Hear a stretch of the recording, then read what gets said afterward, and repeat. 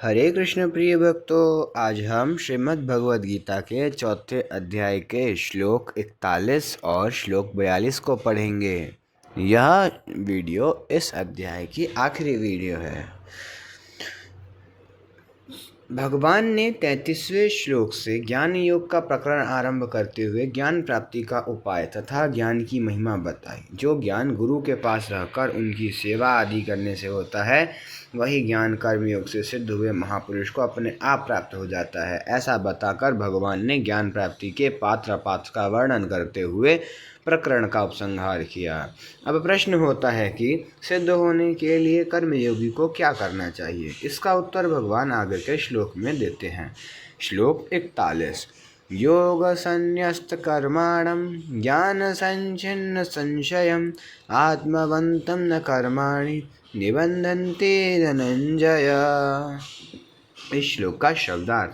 धनंजय, हे धनंजय, योग संन्यस्त कर्माणम, योग अर्थात समता के द्वारा जिसका संपूर्ण कर्मों से संबंध विच्छेद हो गया है, और ज्ञान संचिन्न संशयम, विवेक ज्ञान के द्वारा जिसके संपूर्ण संशयों का नाश हो गया है, ऐसे आत्मवंतम स्वरूप परायण मनुष्य को कर्माणि कर्म नहीं निबंधन्ति बांधते। अर्थात हे धनंजय, जिसने कर्मयोग की विधियों से समस्त कर्मों का परमात्मा में अर्पण कर दिया है और जिसने विवेक द्वारा समस्त संशयों का नाश कर दिया है, ऐसे वश में किए हुए अंतःकरण वाले पुरुष को कर्म नहीं बांधते।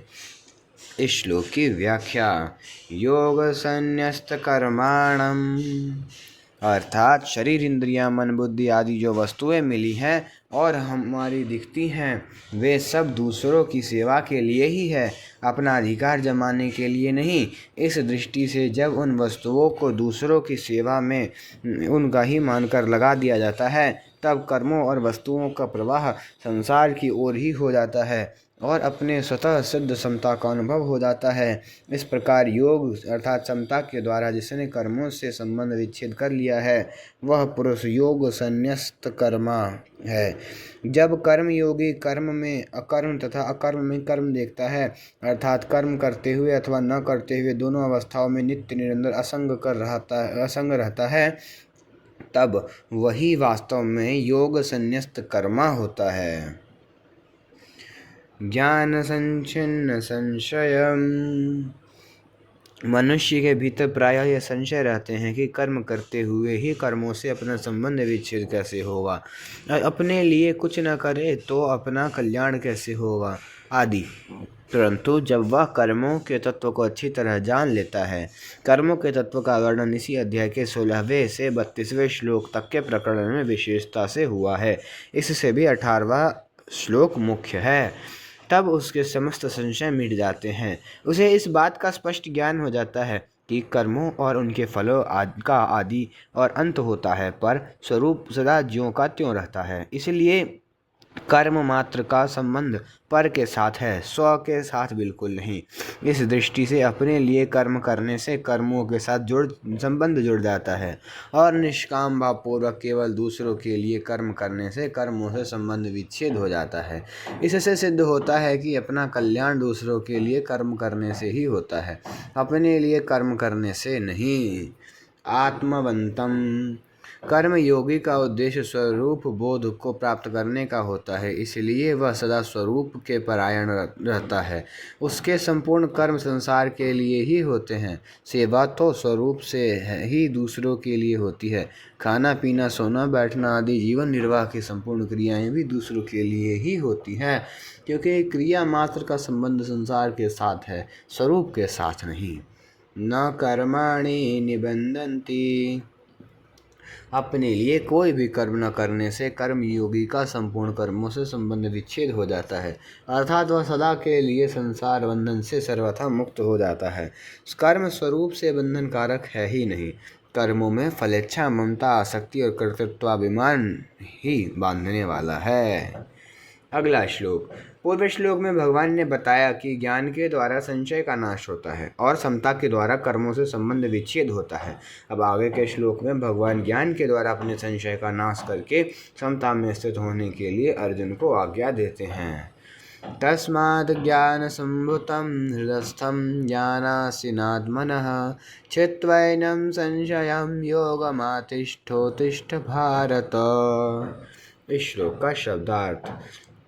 तस्मात् इसलिए, भारत हे भरतवंशी अर्जुन, हतस्थम हृदय में स्थित, एनम इस, अज्ञान संभूतम अज्ञान से उत्पन्न, आत्मनः अपने, संशयम संशय का, ज्ञानासीना ज्ञान रूप तलवार से, चित्वा छेदन करके, योगम योग समता में, आतिष्ठ स्थित हो जा और उत्तिष्ठ युद्ध के लिए खड़ा हो जा। अर्थात इसलिए हे भरतवंशी अर्जुन, तो हृदय में स्थित इस अज्ञान जनित अपने संशय का विवेक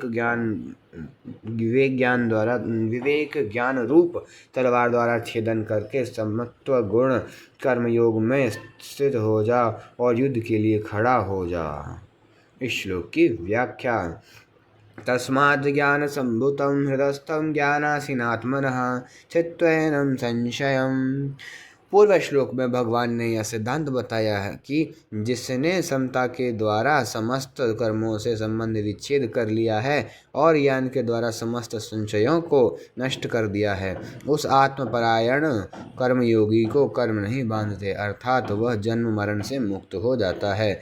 अब भगवान तस्मात् पद से अर्जुन को भी वैसा ही जानकर कर्तव्य कर्म करने की प्रेरणा करते हैं। अर्जुन के हृदय में संशय था, युद्ध रूप घोर कर्म में मेरा कल्याण कैसे होगा और कल्याण के लिए मैं कर्म योग का अनुष्ठान करूं अथवा कर्म ज्ञान योग का। इस श्लोक में भगवान इस संशय को दूर करने की प्रेरणा करते हैं, क्योंकि संशय में करते हुए कर्तव्य का पालन ठीक तरह से नहीं हो सकता। अज्ञान संभूतम पद का भाव है कि सब संशय अज्ञान से अर्थात कर्म योग से और योग के तत्वों को ठीक ठीक न समझने से ही उत्पन्न होते हैं। क्रियाओं को और पदार्थों को अपना लिए मानना ही अज्ञान है। यह अज्ञान जब तक रहता है तब तक अंतःकरण में संशय रहते हैं, क्योंकि क्रियाएं और पदार्थ विनाशी हैं और स्वरूप अविनाशी है। तीसरे अध्याय में कर्म योग का आचरण करने की और इस चौथे अध्याय में कर्म योग को तत्व से जानने की बात विशेष रूप से आई है, कारण कि कर्म करने के साथ साथ कर्म को जानने की भी बहुत आवश्यकता है। ठीक ठीक जाने बिना कोई भी कर्म बढ़िया रीति से नहीं होता। इसके सिवाय अच्छी तरह जानकर कर्म करने से जो कर्म बांधने वाले होते हैं वे ही कर्म मुक्त करने वाले हो जाते हैं। इसलिए इस अध्याय में भगवान ने कर्मों को तत्व से जानने पर विशेष जोर दिया है। पूर्व श्लोक में भी ज्ञान संचिन्न संशयम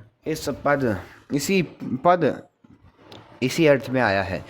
जो मनुष्य कर्म करने की विद्या को जान लेता है उसके समस्त संशयों का नाश हो जाता है। कर्म करने की विद्या है अपने लिए कुछ करना ही नहीं है। योग मातिष्ठोतिष्ठ भारत। अर्जुन अपने धनुष बाण का त्याग करके रथ के मध्य भाग में बैठ गए थे।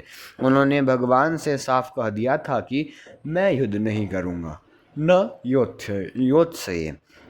यहाँ भगवान अर्जुन को योग में स्थित होकर युद्ध के लिए खड़े हो जाने की आज्ञा देते हैं। यही बात भगवान ने दूसरे अध्याय के 48वें श्लोक में योगस्थः कुरु कर्माणि पदों से भी कही थी। योग का अर्थ समता है, समत्वम योग उच्यते। अर्जुन युद्ध को पाप समझते थे, इसलिए भगवान ने अर्जुन को समता में स्थित होकर युद्ध करने की आज्ञा देते हैं, क्योंकि समता में स्थित होकर युद्ध करने से पाप नहीं लगता। इसलिए समता में स्थित होकर कर्तव्य कर्म करना ही कर्म बंधन से छूटने का उपाय है। संसार में रात दिन अनेक कर्म होते रहते हैं, पर उन कर्मों में राग द्वेष न होने से हम संसार के उन कर्मों से बंधते नहीं, प्रत्युत निर्लिप्त रहते हैं। जिन कर्मों में हमारा राग या द्वेष होता है उन्हीं कर्मों से हम बंधते हैं, कारण कि राग या द्वेष कर्मों के साथ अपना संबंध जुड़ जाता है। जब राग द्वेष नहीं रहते अर्थात समता आ जाती है, तब कर्मों के साथ अपना संबंध नहीं जुड़ता, अतः मनुष्य कर्म बंधन से मुक्त हो जाता है। अपने स्वरूप को देखें तो उसमें समता स्वतः सिद्ध है। विचार करें कि प्रत्येक कर्म का आरंभ होता है और समाप्ति होती है। उन कर्मों का फल भी आदि और अंत वाला होता है, परंतु स्वरूप निरंतर ज्यों का त्यों रहता है। कर्म और फल अनेक होते हैं, पर स्वरूप एक ही रहता है। अतः कोई भी कर्म अपने लिए न करने से और किसी भी पदार्थ को अपना और अपने लिए न मानने से जब क्रिया पदार्थ रूप संसार से सर्वथा संबंध विच्छेद हो जाती है, तब स्वतः सिद्ध समता का अपने आप अनुभव हो जाता है। आज का यह श्लोक संपूर्ण हुआ और इसी प्रकार हमारा चौथा अध्याय भी संपूर्ण हुआ। ओम तत्सदिति श्रीमद्भगवद्गीतासु उपनिषत्सु ब्रह्म विद्यायां योगशास्त्रे श्रीकृष्ण अर्जुन संवादे ज्ञान कर्म संन्यास योगो नाम चतुर्थो अध्यायः। इस प्रकार ओम तत्सत इन भगवान नामों के उच्चारण पूर्वक ब्रह्म विद्या और योग शास्त्र में श्रीमद् भगवद गीतोपनिषद रूप श्री कृष्ण अर्जुन संवाद में ज्ञान कर्म संन्यास योग नामक चौथा अध्याय पूर्ण हुआ। इस अध्याय की अतिरिक्त जानकारी। तत्व ज्ञान की प्राप्ति के लिए कर्म योग और सांख्य योग का वर्णन होने से इस चौथे अध्याय का नाम ज्ञान कर्म संन्यास योग है। चौथे अध्याय के पद अक्षर और उवाच। पहला, इस अध्याय में अथ चतुर्थो अध्याय के 3 अर्जुन उवाच आदि पदों के 6 श्लोकों के 511 और पुष्पिका के 13 पद हैं। इस प्रकार संपूर्ण पदों का योग 533 है। इस अध्याय में अथ चतुर्थो अध्याय के 7 अर्जुन उवाच आदि पदों के 20 श्लोकों के 1344 और पुष्पिका के 50 अक्षर हैं। इस प्रकार संपूर्ण अक्षरों का योग 1421 है। इस अध्याय के सभी श्लोक 32 अक्षरों के हैं। तीसरा, इस अध्याय में 3 उवाच हैं, 2 श्री भगवान उवाच और 1 अर्जुन उवाच।